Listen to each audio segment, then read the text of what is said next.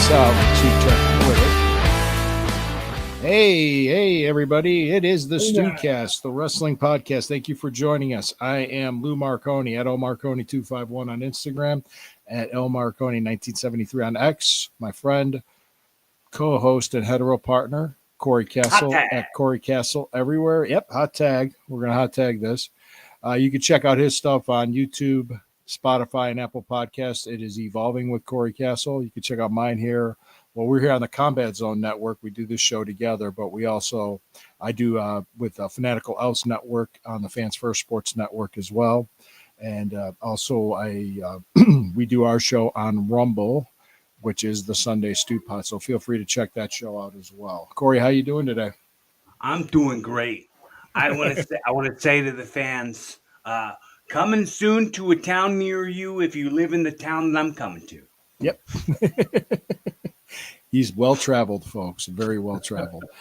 Thank you. Okay, so we're going to go over SmackDown Raw, talk about the Dark Side of the Ring with the original Sheik, and then next week we got Saturday night's main event. We could kind of preview that a little bit, and we're going to review that next week. We're going to be at a special time. We're going to do a holiday show. It's going to be Memorial Day. We're going to come on Monday at 12:35. And also, just to let you know, folks, we're happy to be here. Feel free to comment, share, reach us out with any questions.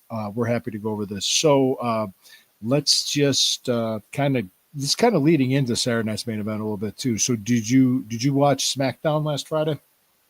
I only watched highlights because I started a new job. So you caught the highlights too. Yeah, all right. Yeah. It's the Bloodline and the LA Knight thing. Yeah, and then Jeff Cobb had his in-ring debut, right? I think so, yeah. Oh, JC Mateo now? Yeah, JC Mateo. JC Mateo. Yeah, LA Knight put him over. Mm-hmm. Mm-hmm. That's something. That's something. Yeah, LA Knight put you over. I mean, I didn't watch the match. I really wanted to. How was it? It was good. I mean, it was a good match. Yeah, LA Knight. I never seen LA Knight have a bad match. So you're in there with LA Knight. It's going to be good. Yeah. One of your favorites was the main event was Tiffany and Jax, Nia Jax. Mm-hmm. Tiffany successfully defended her women's championship over Nia Jax. Yeah. Actually, they did a pretty cool spot when she was trying to power bomb her off the second rope, and then she fell backwards, and it looks like she did Yokozuna her from that. It was just in the corner. It was just like, wow. I really, and I've said this to you before, I'll say it again, and I'm sure I'll say it again in the future. The fact that she does the bonsai drop and that's her finish, and they call it the Annihilator or something, is the dumbest thing. I don't know why they don't call it the Bonsaya. The Bonsaya. They could. Bonsai. You should you should work for creative for them. Bonsaya Jax. Bonsaya Jax. There you go. See? Mm-hmm. See? Right there. See? See? All right. That's if you watch the Stew Pot, you get that. It's our little thing.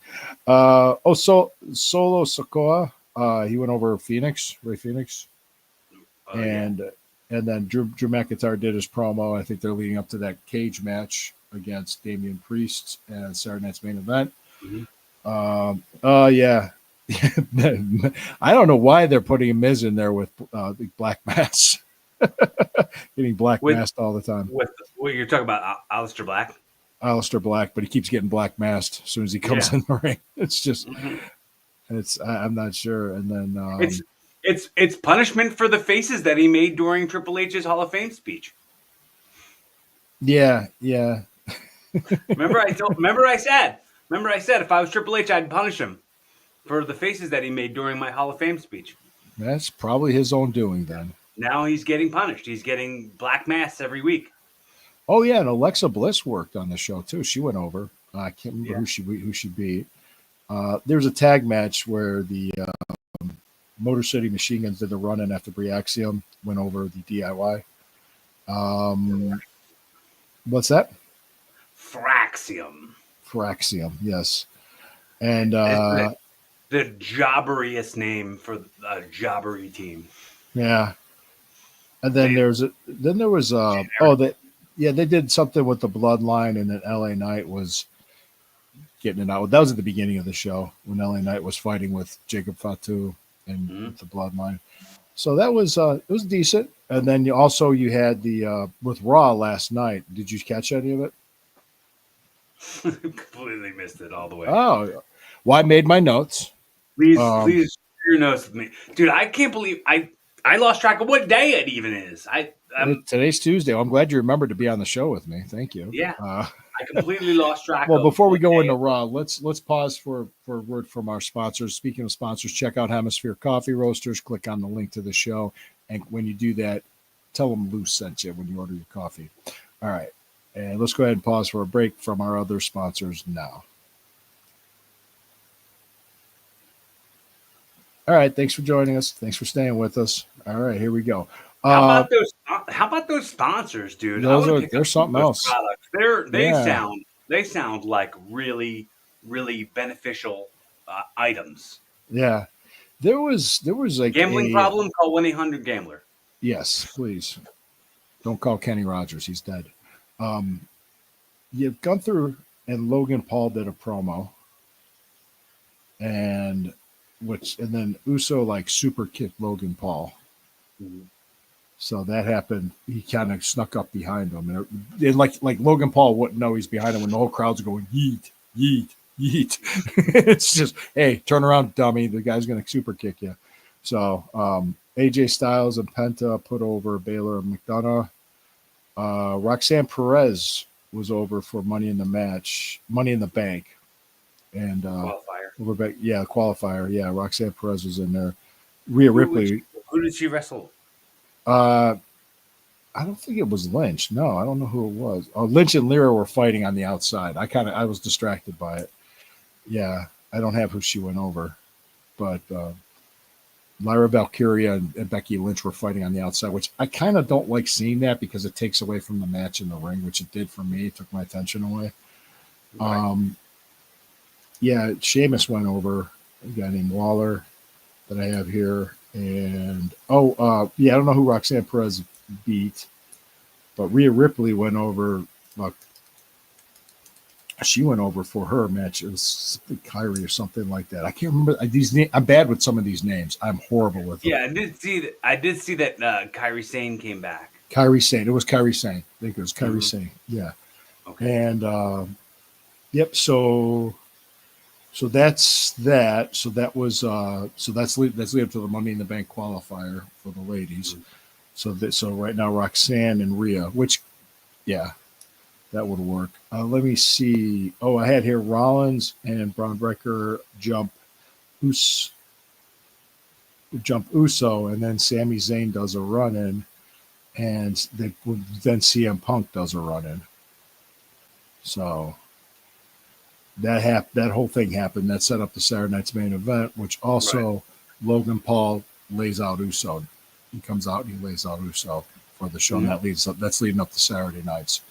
So that's what you got there. So the Saturday Night's main event, you got Sami Zayn and CM Punk against Braun Breaker and Seth freaking Rollins. You got the cage match, which is Drew McIntyre against Damian Priest. Mm-hmm. Jey Uso defending against Logan Paul.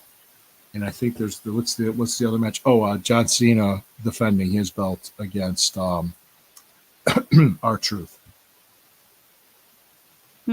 Those are the matches for Saturday Night's main event this Saturday night, 8:00 on Peacock. So we're going to be reviewing that show. Overall, I thought Raw was good. I mean, it wasn't, it wasn't bad, but the booking, when it makes booking sense, I'm like, yeah, okay, I could see that. So, but you didn't see any of it, you said?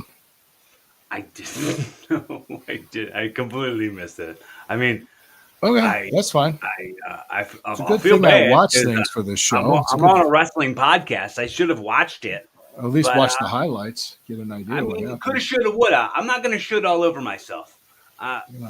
Please don't. We don't. This is a family show. For sure. For sure. Let me ask you this. Did you see the Dark Side of the Ring last week about Ed Farhat? The Sheik one I didn't see, no. Okay. Are you familiar with the Sheik? Very little. Very little. did they have Sabu all over the episode? Right after he died. Okay. Yeah. Yeah.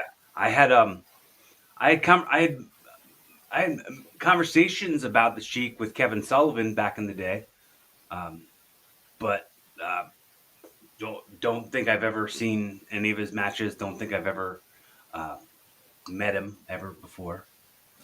I never met. Oh no, I never met Ed. No. Now, Rob But Van Dam and Sabu, yes, but yeah, Rob. I think I got the understanding about the episode that and I didn't even talk to anybody who had watched the episode, but I figured this was going to be a big part of it. That like kayfabe in the Sheik's house was very important. Yes, he lived his gimmick. Mm-hmm. He kept the heels on one side and the faces on the other.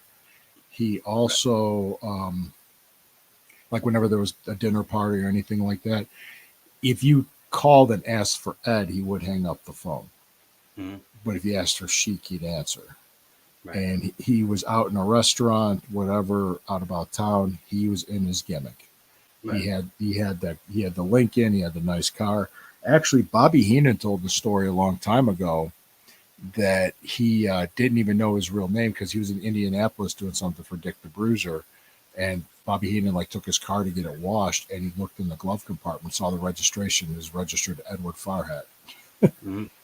So yeah, he was Lebanese.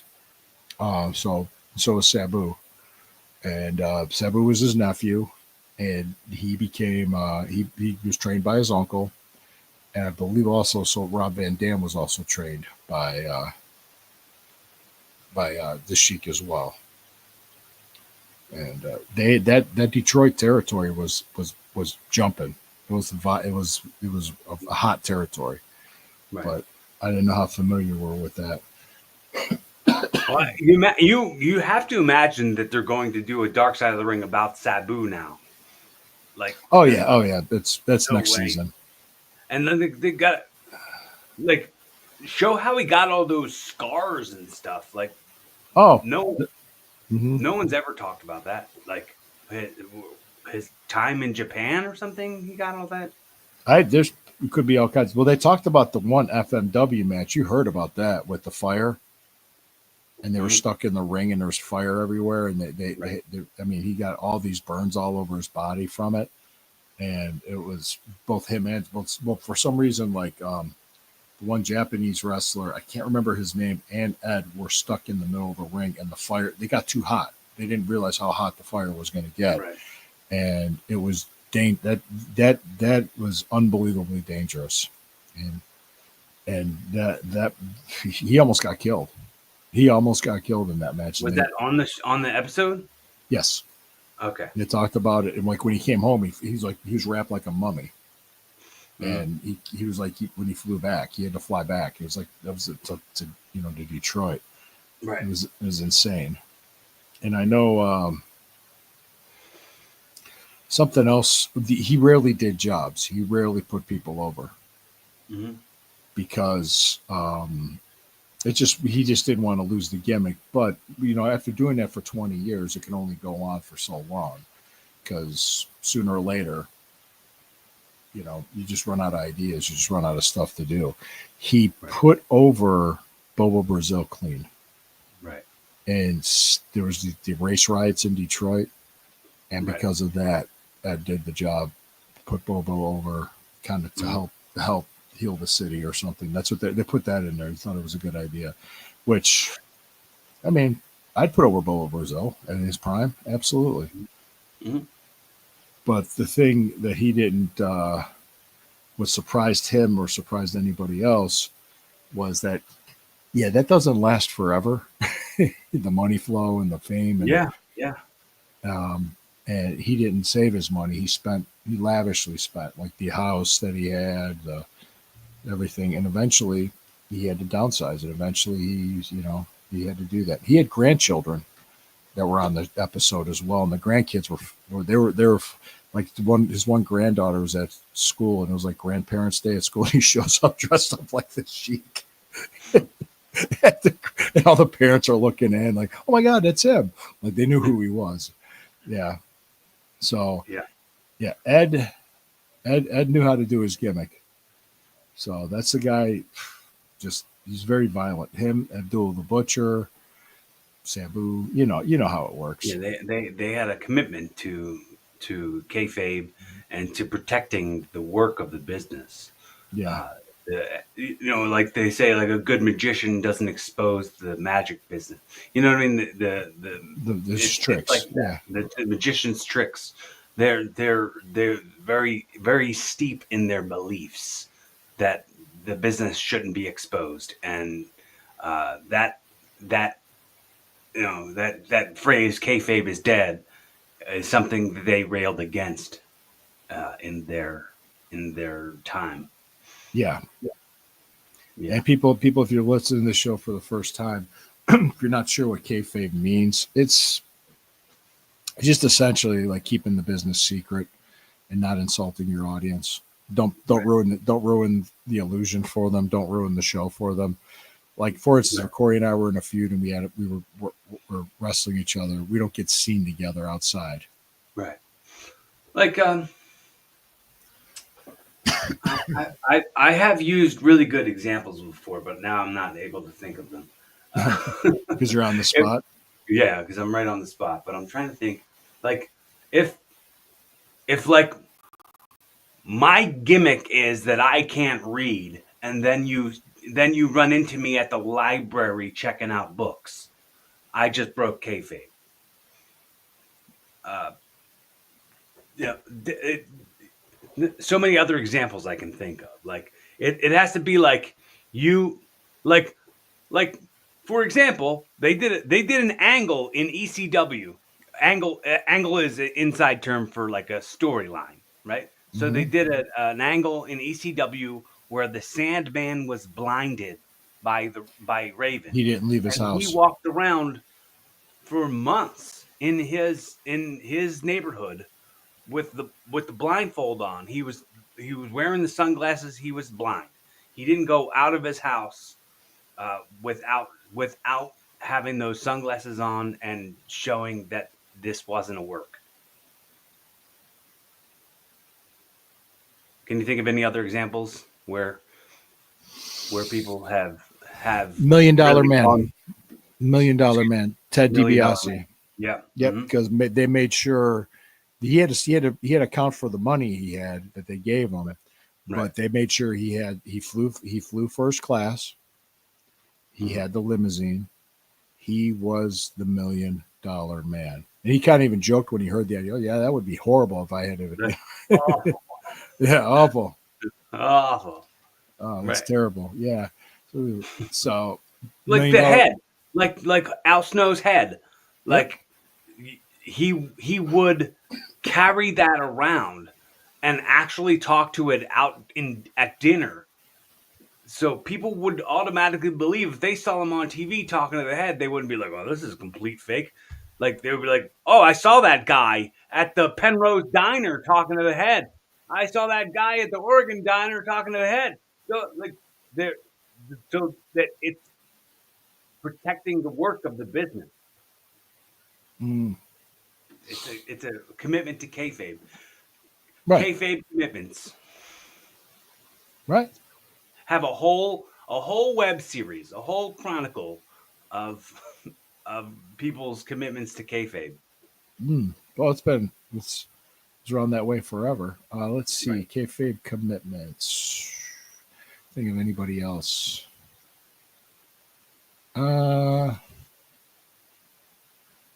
Would you say Undertaker? Oh yeah, he didn't talk anywhere. He didn't show. He didn't like. He didn't expose that he was a real guy until like after he retired from wrestling. Yeah, and he was done. And he's done Yeah. podcasts. Raven Scotty was a great example because he didn't he would he'd leave that mystery Right. because he had that mystery, that aura about him, mysterious aura about him. He wanted people to keep that. He didn't want to kill that. Yeah, He didn't flock around. no, we did not. Try to think who else might have had the gimmick. Uh, I don't know.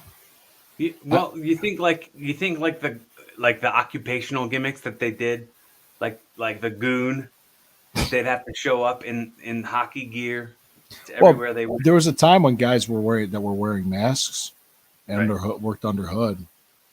They showed up to the building with their masks on, Yeah. and Yeah. they Yeah. I've left the seen that. building with their masks on.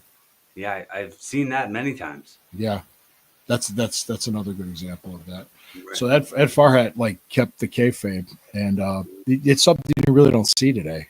Not that much anymore. It's just No. well, I, go ahead. I've coined the phrase and I've used it many times and I've asked you to use it too. I'll ask anybody who's watching or listening that they can use this and credit me if you want to. If you don't, whatevs. But like the lines are so blurred now, like you're not exactly sure what's a work and what's a shoot. So when you're watching something, I coined the phrase gray fade because the lines are so blurred. Yeah, So like you can't really understand what's real and what isn't. Um, so gray fabe, gray fabe is a popular word in my vernacular, and for sure, if it comes up where it applies somewhere and you can use it, go ahead, man. It'll feel so good. Yeah. hmm Oh, that like when like Bray Wyatt was the Fiend and stuff, but then he was like posting pictures with his baby online. Like people were going like, what the hell is this? You know? yeah, Uh, so it's I think that was when I came up with the phrase where it was like everything is gray fade, everything is gray zone, everything is like blurred lines these yeah, days. yeah. I agree. I agree. It's definitely blurred a lot more now than it used to be. Um, speaking of blurred, it seems like well, since Daphne passed away, it seems like this time's been a blur. Yeah, yeah. And tonight's episode is going to be about Daphne. Hmm. So we're going to review that next week on Monday, and we're going to review Did you spend any time with her ever? no, no. I was only ever around her once or twice, but she If was I did, it was very very early in her career. If I did, right. but rare. Mhm. But it was. I guess she was in trouble. She had problems. Mhm. Did she self delete? Is that what happened? Is that what Yeah, you want to call it? Yeah. Okay. Because we can't say the actual S word on here. unalived. She unalived herself. Yeah. Mhm. Yeah, I she did not seem depressed in any way. Like she was laughing and having a great time. She was so sweet and nice to be around. That's Like what I the heard. I one or heard. two I times mean, that I was people have been around her. around her. Yeah, people have been Mhm. around her. Just thought she was great. She was Right. fun, but deep down, she was struggling. She had problems. So I'm interested in seeing that episode because I mean, it's called Dark Side of the Ring because it's not all happy and fluffy. Yeah. Even though the Sheik, his episode, I mean, he lived a long life. He did live a Mhm. long life. So check it out. I don't know. We got a comment. Hey, thanks. Good morning, Renee. Thanks for joining us. We appreciate you commenting, sir. Thank you. Sorry for your loss. I think that has to do with Sabu. Yeah. I found out about Sabu's passing through Renee. So thank you for your comment and thank you for hmm your Yeah, I can't back remember how I found all out. that. You know what? I was doing yard work, and then when I came in and looked at my phone, I was like, oh. And that was the same day because this past weekend I had to go to a funeral for a relative, and I found out that same day that a relative died. So, You know what? uncle, uncle. Sabu inspired a lot of yard work in his day. He certainly did. He certainly did. So, yeah, the gray fabe is still in existence today, and so is kayfabe. I think it does exist. I will say, you want to know an example of kayfabe? When I was feuding for the national title in the NWA with Phil Monahan, we kept kayfabe. We kept it on Mhm. social media. We did that, and I remember my wife telling me because her cousin's husband and other people in her family believed that we didn't like each other, that we hated each other, which perfect. That's exactly what I was going for. I said, good. Even my wife's seen that happen. Like when I'm in the ring or I'm working a program with somebody, she's like, you would think they don't like each other, but they're actually good friends. So and I always had better matches with friends than I did people I didn't like. So did the work better. But yeah, I mean, all right, like cool. you're more selfless with like when you're working against somebody you don't like, you're like you don't want to make them look good, and then they won't want to make you look good. Like it's like it's more of a collaboration than a Yeah, contest. right. Well, I wanted to say thank you for that. But speaking of being selfless, one of the things that killed the territory in Detroit was that Sheik was a dragon that never was slayed. I mean, he wouldn't lose. And I think what the part that it died was when Andre was in town and Andre was supposed to beat him, and Sheik did the fireball thing and got disqualified. And it was just like, ugh, that was the time to do the job. You put Andre over, and then J.O.B. Yep. To do the job was lose the match. It's the time to put the guy over. We got it, but he, that's just the way he was. But anyway, speaking of which, we will see you guys next week. Hemisphere Coffee Roasters. Click on the link of the show. Check out Corey at Evolving with Corey Castle, YouTube, Spotify, Apple Podcasts. Yeah, 1-800-GAMBLER with the gambling problem. Why are we doing that? I don't know. I just like, yeah, where did that come from? So I think every podcast does it. So let's just join gambling problem. Call 1-800-GAMBLER. You got to know when to hold them. You got to know when to fold them. You got to know when to walk away and know when. That's how I feel about laundry too. You got to know when to fold them. Yes, that's true. And when to hang them up. And when to hang them up and when to fold them, you got to know. Absolutely. So, all right. Thank you guys for joining us. We'll be back next week on Monday. Special show. Thank you. You guys have a great day.